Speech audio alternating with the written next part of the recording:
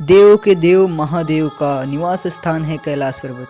दोस्तों, हमारे हिंदू धर्म ग्रंथों में कैलाश पर्वत की काफ़ी विशेषताएं बताई जाती हैं और कैलाश पर्वत को भगवान शंकर का निवास स्थान बताया जाता है। दोस्तों, भगवान शंकर का निवास स्थान होते हुए ये सभी पूरी धरती का केंद्र और पूरे ब्रह्मांड का केंद्र भी बताया जाता है। दोस्तों, आपको शायद पता हो कि दुनिया की सबसे ऊंची चोटी माउंट एवरेस्ट है, जिसकी ऊंचाई 8,848 मीटर है।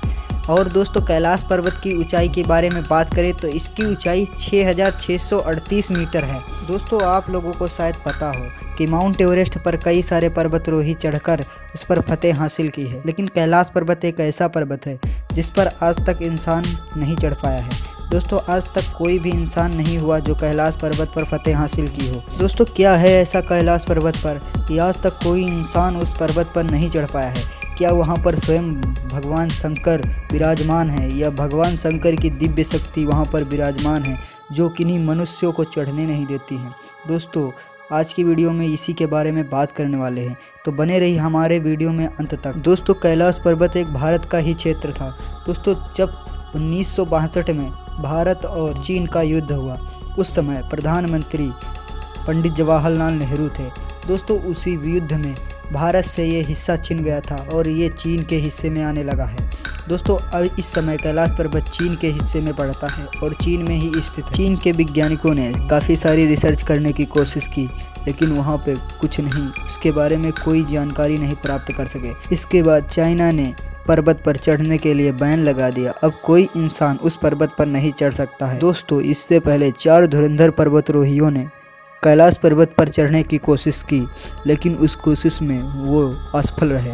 दोस्तों, आप लोगों को बता दें, उन्होंने चढ़ने की तैयारी की तो दोस्तों वो बहुत शान से कुछ देर चढ़े, लेकिन दोस्तों जब थोड़ा सा आगे बढ़े और कैलाश पर्वत का रास्ता ढूंढा तो दोस्तों आप लोगों को जानकर हैरानी होगी कि उनके साथ क्या घटनाएं घटित हुई।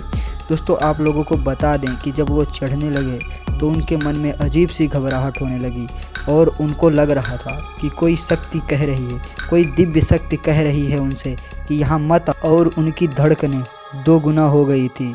लेकिन पर्वतारोहियों ने हार न मानी और आगे चलते रहे। दोस्तों, आगे चलते चलते उनको ऐसा लगा कि उनके नाखून बहुत बड़े हो गए हैं और उनके बाल भी बहुत बड़े हो गए हैं, मानो उनकी उम्र 1 महीने ज़्यादा हो गई है। दोस्तों, ऐसा लगने लगा। दोस्तों, उनको अजीब सी घबराहट होने लगी। आखिरकार उन पर्वतारोहियों को अपना निर्णय बदलना पड़ा और वापस फिर से लौट आए। दोस्तों, उनके हाथ कुछ नहीं लगा, लेकिन दोस्तों वो गंभीर रूप से बीमार और थके हुए नज़र आ रहे थे। इसके बाद दोस्तों चाइना ने हेलीकॉप्टर से वहाँ पर रिसर्च करने की कोशिश की, लेकिन चाइना इस कोशिश में भी असफल रहा।